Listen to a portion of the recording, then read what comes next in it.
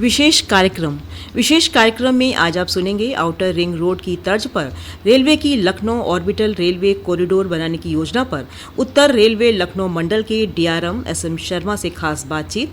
वार्ताकार हैं आकाशवाणी संवाददाता ओम Awasthi. Outer ring road की तर्ज पर रेलवे ने लखनऊ के चारों ओर 170 किलोमीटर लंबा लखनऊ ऑर्बिटल रेलवे कॉरिडोर बनाने की योजना बनाई है। 7,500 करोड़ की लागत से बनने वाले इस कॉरिडोर के लोकेशन सर्वे को रेलवे बोर्ड से मंजूरी मिल गई है। लोकेशन सर्वे पर 4 करोड़ 25 लाख रुपए खर्च किए जाएंगे और सर्वे का काम 8 महीने में पूरा किया जाएगा।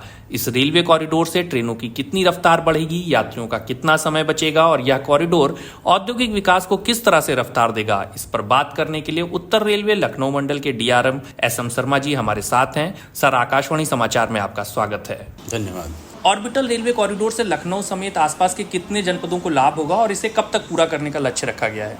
जो हम लोग कहते हैं कि भारतीय रेल कैपेसिटी एड ऑफ डिमांड, उसी में हम लोग ने भी एक छोटा सा सपना देखा है लखनऊ एरिया के लिए। एंड आप ये सोचिए कि यदि लखनऊ एंटर करने से 20-25 किलोमीटर आगे से ही हम एक ऑर्बिटल बना दें तो ज़रूरी नहीं, जैसे अभी आप कहीं भी जाना चाहें तो चारबाग के थ्रू निकलना है या जंक्शन के थ्रू निकलना है, तो अगर जिस टर्मिनल पे आपको जाना है आप वहीं पे गाड़ी ले जाएंगे तो उस टर्मिनल का यूटिलाइजेशन अच्छा होगा, प्लस जो अननेसेसरी डिटेंशन होता है एन रूट वो भी नहीं होगा। सो उसी तथ्य को रखते हुए सामने ये प्लान किया गया था कि हम ऑर्बिटल बना लें। ऑल्सो वी कैन प्लान कि हम कुछ जो कोचिंग मेंटेनेंस है वो भी बाहर ले जाएं यहाँ से, ताकि मैक्सिमम एरिया जो सिटी सेंटर में है वो पब्लिक के लिए रहे। तो इन दो प्रीमाइसेस पे हमने किया था। थर्ड ये भी था कि लखनऊ में काफ़ी अच्छी इकोनॉमिक डेवलपमेंट हो रही है, सो इन फ्यूचर भी काफ़ी मल्टी मॉडल लॉजिस्टिक पार्क्स और जो फ्रेट लोडिंग के हमारे गुड शेड्स हैं ये आएंगे। उसमें भी मालगाड़ी क्यों लखनऊ, चारबाग और कोचिंग वाले टर्मिनल्स पे आए, वो बाहर से ही निकल जाए तो उसको भी फायदा होगा। सो बोथ कोचिंग और फ्रेट को फायदा होगा। इससे जो हमारा अनुमान है कि 30-40 मिनट बच सकते हैं हर गाड़ी के ऑन एन एवरेज। मालगाड़ी के ऑफकोर्स ज़्यादा बचेंगे क्योंकि वो रुकती हैं मेल एक्सप्रेस गाड़ियों के लिए, तो इससे ओवरऑल ऑपरेशन में एफिशिएंसी आएगी और पब्लिक को बहुत ज़्यादा फायदा होगा। लखनऊ के आसपास से कौन से जनपद है जिनको कनेक्ट करने की योजना है इसके तहत? अभी तो ये FLS है, that means final location survey, but हमारा प्लान यही है कि बाराबंकी साइड से कनेक्ट करें, आलमनगर से इधर अमौसी के आगे से अगर हम पिकअप कर सकें, यहाँ उतरेटिया के आगे, ताकि हम प्रतापगढ़, सुल्तानपुर, तो जितने भी ये कनेक्टिंग डिस्ट्रिक्ट्स हैं इन सबको फायदा होगा। और हर आदमी जो है स्टेट कैपिटल से कनेक्ट करना चाहता है लखनऊ से, तो उनको सुविधा मिलेगी, चाहे वो जानमाल हो चाहे वो पैसेंजर्स हो। इस कॉरिडोर के बनने से औद्योगिक विकास को किस तरह से रफ्तार मिलेगी? रेल को हम कहते हैं कि ये इकोनॉमिक डेवलपमेंट का एक इंजन है और जो इसके फॉरवर्ड एंड बैकवर्ड लिंकेजेस हैं वो करीब 6 हैं। इसका ये मतलब कि यदि 1 रुपया रेल में लगता है तो 6 रुपये इकोनॉमी को दिया जाता है। तो आप समझ सकते हैं कि अगर ये ऑर्बिटल कॉरिडोर आएगा, सो 7,500 करोड़ की योजना है तो इंटू 6 टाइम्स उतना तो आंख बंद करके फायदा होगा ही होगा। जो सोशो इकोनॉमिक लॉसेज हैं लोगों के, आप देखिए, जो अगर 30-40 मिनट हर आदमी का बचता है तो उससे वो कितनी और आमदनी अपनी कमा सकता है, आप वो भी सोच सकते हैं। सो अगर आप मल्टीप्लाई करेंगे, ओवरऑल बहुत ज्यादा फायदा होगा लखनऊ एरिया को और उत्तर प्रदेश को। रेलवे बोर्ड ने इस कॉरिडोर को पूरा करने के लिए कब तक का लक्ष्य रखा है? पहले तो ये है कि हमें पता होना चाहिए कि हमारा टारगेट क्या है। सो जो FLS है एक बार वो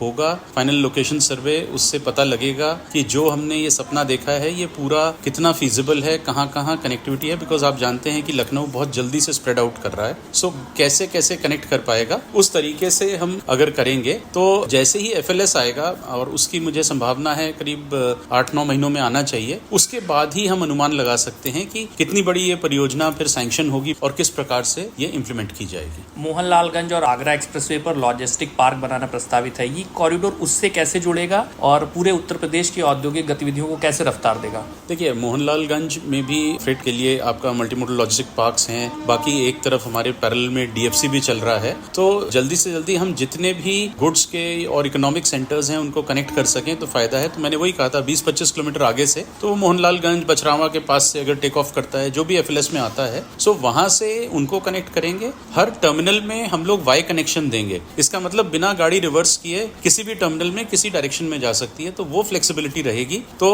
अभी आप देखिए, अगर किसी को मानिए सुल्तानपुर साइड से या प्रतापगढ़ से गोमती नगर जाना है तो बिना एक या दो रिवर्सल के वो पहुंच ही नहीं सकता रेल के माध्यम से। सो उस ऑर्बिटल कॉरिडोर से ये फायदा है कि आप सीधे जाके ड्रॉप वहीं पे करेंगे। सो वो बड़ा फायदा है, हर तरीके से कनेक्टिविटी हो जाएगी। योजना के तहत एक green field mega passenger terminal भी बनेगा, तो इसमें क्या खास होगा और क्या फायदा मिलेगा इससे?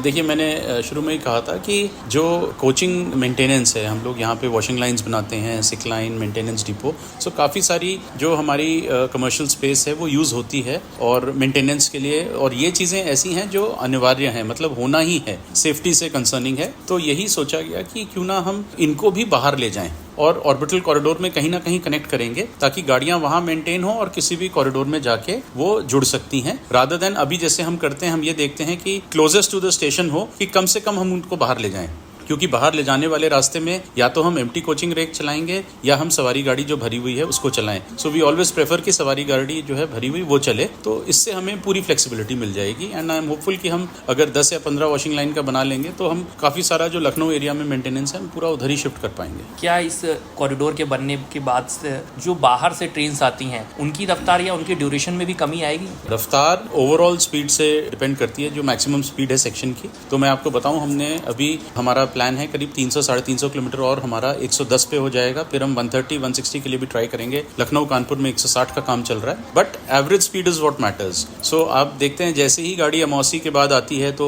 स्लो हो जाती है, इधर आलमनगर साइड से या उतरेटिया से गाड़ी स्लो होकर आती है, कभी प्लेटफॉर्म नहीं है, कभी दूसरी गाड़ियां हैं। सो उससे ही मैंने आपको कहा था कि हमारा अनुमान है कि 30-40 मिनट हर गाड़ी पे हम बचा पाएंगे, एंड उसी से एवरेज स्पीड ऑफ ट्रेन है वो फास्टर हो जाएंगे। लखनऊ के चारबाग स्टेशन पर सेकेंड एंट्री गेट तैयार किया जा रहा है, वो कब तक तैयार हो जाएगा और उससे क्या सहूलतें मिलेंगी हमें? ये जो मेजर रीडेवलपमेंट है लखनऊ का, उसी का हिस्सा है, और वहाँ पे हमारा अनुमान है कि बाय जून हमारी जो सेकंड एंट्री की बिल्डिंग है वो तैयार हो जाएगी। तो हम काफ़ी सारे अपने यूटिलिटीज़ जो हैं, जो प्लेटफॉर्म 1 की तरफ हैं, उनको उधर शिफ्ट कर देंगे। कुछ कमर्शियल स्पेस वहाँ पे निकलेगी, और लखनऊ को ये फ़ायदा है कि अभी घूम के चारबाग की तरफ आना पड़ता है, जो अंडरपास हैं, कभी पानी भरा होता है, कभी जाम होता है। सो पूरा कैंट का एरिया उसी तरफ है, तो वहीं से वो लोग गाड़ी पकड़ पाएंगे, तो ये उनको इमीडिएट रिलीफ मिल जाएगी। अगले महीने लखनऊ मंडल के 100 वर्ष पूरे हो रहे हैं, इस मौके के लिए क्या खास तैयारी की जा रही है? 100 वर्ष पूरे हो रहे हैं, हम लोग को भी बड़ा गर्व है, और मुझे आशा है कि सारे लखनऊ वासियों को बड़ा गर्व होगा कि लखनऊ मंडल के 100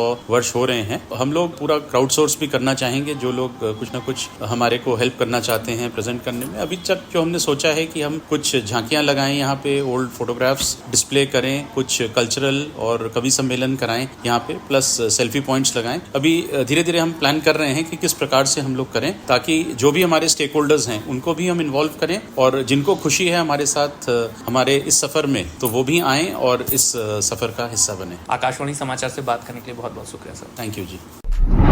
विशेष कार्यक्रम के अंतर्गत अभी आप सुन रहे थे आउटर रिंग रोड की तर्ज पर रेलवे की लखनऊ ऑर्बिटल रेलवे कॉरिडोर बनाने की योजना पर उत्तर रेलवे लखनऊ मंडल के डीआरएम SM शर्मा से खास बातचीत। वार्ताकार थे आकाशवाणी संवाददाता ओम अवस्थी।